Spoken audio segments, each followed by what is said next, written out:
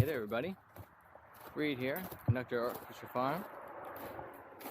It's a beautiful Sunday. Generally, it's a family day for me, but I'm here supporting my daughter. There's a fall fair taking place, and they'd have zucchini races, and she needs to create her zucchini racer. And what I actually wanted to chat with you about today is kids, children. You know, I am super stoked to be a father. And I wouldn't trade that for hardly anything, or actually anything. Nope, wouldn't change it for anything. But with that, there's a lot of different pieces that make up being a father. And one of those is expressing the joy of being a father to the people in my life. So if I actually communicate with you in the real world, then you definitely know that I'm a father. Sometimes it keeps me from doing things that I otherwise want to do. That's because I wouldn't trade being a father for anything. One of those things that I don't want to trade it for is them. What do I mean by that? Well, you know, it's really easy these days to share everything with you beautiful people out there watching this or picking up on my social media places. And I see a lot of people posting about their kids. You know, it's entirely all-encompassing when your child is born, as a for instance. And you know, I definitely celebrated my most previous daughter being born, or most recent. How do we say that? I'm not sure. Anyway, you get the idea. I've got a couple kids, and I didn't share her birth story online. I didn't share her birth date or time, how much she weighed, her social security number or social insurance number. I basically didn't say much at all about it because I want her to have a level of anonymity in her life. And I look at when people are sharing constantly about their kids, and I just wonder, how is your kid going to think about that when they're older? Recognizing that the people that they're growing up with will have the ability to know who their parents are, of their friends, or if they're not friends, and go back and find, maybe it's all lovely stuff that's happened, maybe it's totally embarrassing stuff that you're sharing about your kids. But they just give too much fodder for the canons of youthfulness. Because I don't know about you, but I found when I was a kid, other kids were jerks. Sometimes I was a jerk.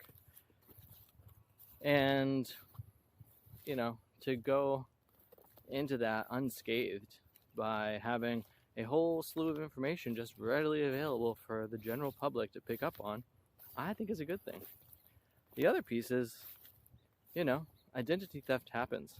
And the more information any random stranger can gather about your kid, the more easy it is for that kind of stuff to take place. All of which are stuff that I want to avoid for my children. Now, I'll also say that there are times when my wife or I do wish to share something with you all about their life because we just can't contain ourselves. We're so freaking proud of them. And we do our best to ask for consent. Now, obviously, from our toddler, who is prelingual for the most part, pretty difficult to get consent. For our other daughter, who is a bunch older, it's very easy for her to offer consent. And it becomes a potent experience for her when she does give consent, and it lets her know that we're just not going to share every little piece of her life with all the strangers that we engage with. Isn't that wonderful? To let them know that there's actually a sense of security and safety from their parents for the rest of the world. Because, you know, I live on a relatively peaceful little island out here. However, the rest of the world isn't always like that. Come on, I don't need to get into all those dynamics for you. You know. And so, to all the parents out there who obviously love their children, or even to the parents that don't love their children, take into consideration for a moment what you are sharing and with who you're sharing it about your kids. That way, and develop possibly a relationship where you ask your kids for consent before you share a bunch of stuff about them with complete strangers or people who you even know less than complete strangers.